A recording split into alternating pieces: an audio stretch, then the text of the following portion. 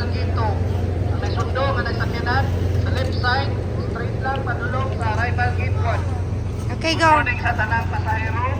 Ang may sundo, sulod lang sa arrival gate 2. Ang may sundo nga nagsakyanan sa Come left here. side, straight lang padulong Sunod sa ako. arrival gate 1. Hari Good naman. morning sa tanang pasahero. Ang walay sundo, sulod lang sa arrival gate 2. Ang naisundo nga nagsakyanan sa left side, straight lang padulong sa arrival gate 1.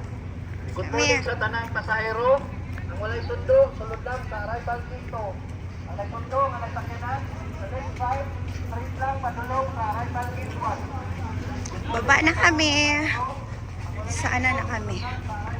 Palabas ng port na Cagayan. Then, bus. Sakay kami ng tricycle papuntang bus terminal. Then, sakay kami within mga 7 hour maximum or 8. So, estimated time, makaabot kami ng destination mga 4. Ayun. Agora? Masa tricycle? Tabangan ito mo.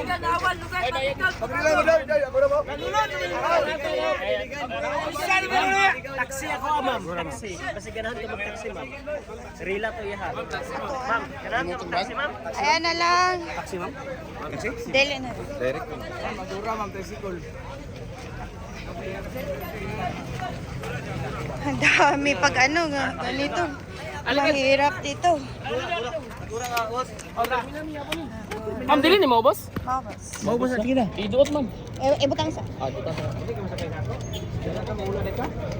Yeah. Okay. Let's go. Ay, ma-bronzita siya. Gamit namin. Okay. Pasok ko na.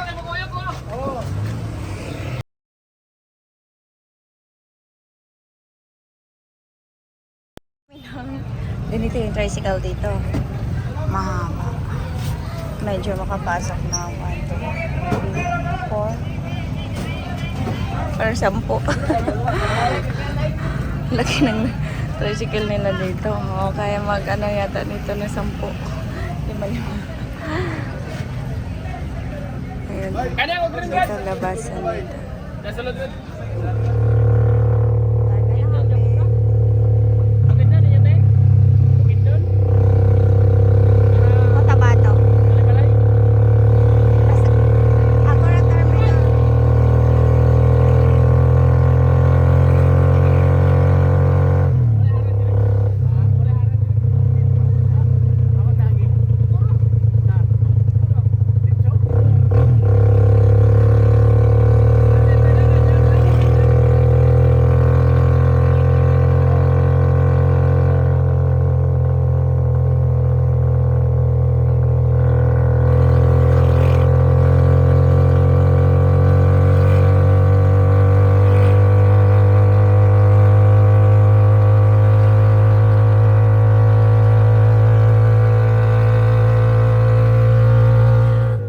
Years later. Bukidnon Ice Cream Bus Terminal. Ay, bus na stop. Pod house. Pod stop.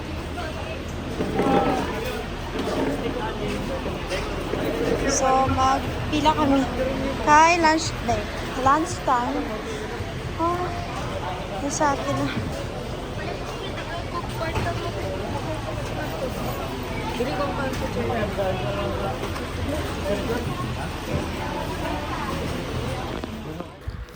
Ayan, so next stop over na kami dyan sa Bukidnon, sa may Balay-Balay Bukidnon para mag-lunch. Mostly dyan talaga nagsa-stop over lahat ng mga bus sa Biyahero. Ayan, so Biyahero yung pangalan ng malaking karinderya dyan or kainan. So nag-order lang kami, medyo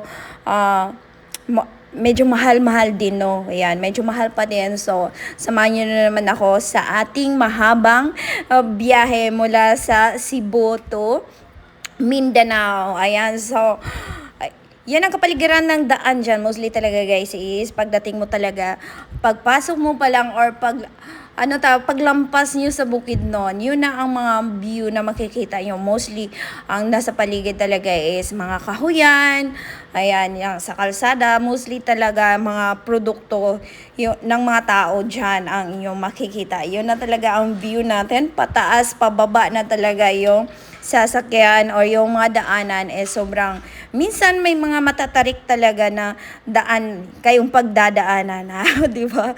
Parang buhay lang yan, hindi laging smooth ang kalsada na inyong tatahakin. Ayan, lahat tayo may kanya-kanyang mga pagsubok, may kanya-kanya tayong mga kabiguan at tagumpay. Ayan, may mga kanya-kanya tayong istorya ng buhay.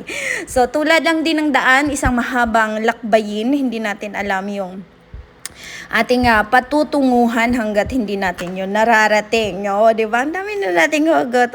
Ay!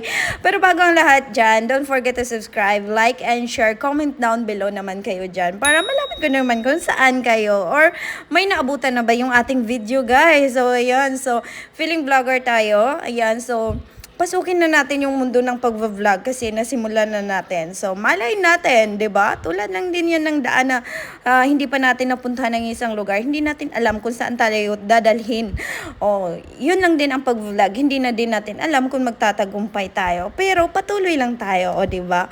Ayan, so pagdating so yun pala, ang haba-haba ng aming biyahe kasi mula Cagayan, sumakay kami ng bus papuntang Jensan. So bababa lang kami ng Kabakan para sumakay ulit ng another bus papunta naman sa Cotabato, and din bababa na kami sa aming terminal sa May Libungan. So sobrang haba ng aming biyahe, guys. Almost 8 hours kaming nakaupo sa bus. Ganun kahaba yung aming biyanahe. Pero sabi nga, para sa pamilya, ayan, minsan lang man talaga ako uuwi sa aming probinsya, guys, kasi nga sobrang layo din ng biyabiyahin mo. Ayan, so fast forward, ayan, nakarating na kami sa terminal ng Kabakan, so bumaba na kami, and then naghihintay kami ulit ng bus para papunta na talaga doon sa amin, sasakaya kami ng Port Cotabato na naman, and then bababa kami sa Libungan. Dyan lang kasi kami sa May Libungan. So, dumating na nga yung bus na aming sasakyan, so sumakay na kami, at alam nyo ba dito, parang jeep talaga yung bus. Alam mo kasi, nagpipick up sila ng mga pasahero na nadadaanan nila. Kahit puno na talaga, as in punuan yung bus. So, may mga nakatayo talaga. And then, sobrang kailangan talaga magtiis ka kasi nga sobrang masikip, kaya hindi ako masyadong naka-video kasi medyo nahihiya din ako makikita yung ibang mga tao, may ibang mga pasahero, and then medyo mostly marami ng Muslim pagdating mo dyan kasi sa May Kabakan is mostly marami na talagang Muslim, and mostly sa kanila is ayaw nila yung navi-video sila, so respect din natin yung kanilang mga privacy. So, fast forward, ginabi na talaga kami, guys. Pag dating doon sa amin, sa may terminal namin, gabi na. And then, yung sundo ko, naghihintay sila mula 11 AM, ganun. Ganun din sila katyaga naghintay sa amin doon kasi akala nila is maaga kaming makarating doon, pero hindi, ginabi na talaga kami. Siguro nakarating kami sa amin is 6:30 PM na talaga, as in gabi na talaga, guys. And then, ayun, yun, sobrang kailangan mo talaga mag-sacrifice. Pero para nga sa pamilya, kailangan nating umuwi kasi nga graduation ng aking pamangkin, yun talaga ang pakay namin, umuwi. Kasi dalawa silang mag-graduate, although sa grade 12 pa naman and grade 10 ang gagraduate. Pero lang kasi yan sila maliit lang kami na pamilya, kaya kapag merong mga ganyan, so nagsasacrifice talaga tayong umuwi. Ayun. So, hanggang dito na lang muna. Ayan, see you on my next video. Thank you for watching, guys. Bye-bye. Don't forget to subscribe my channel. First day at the province. Oh, niyog na kangit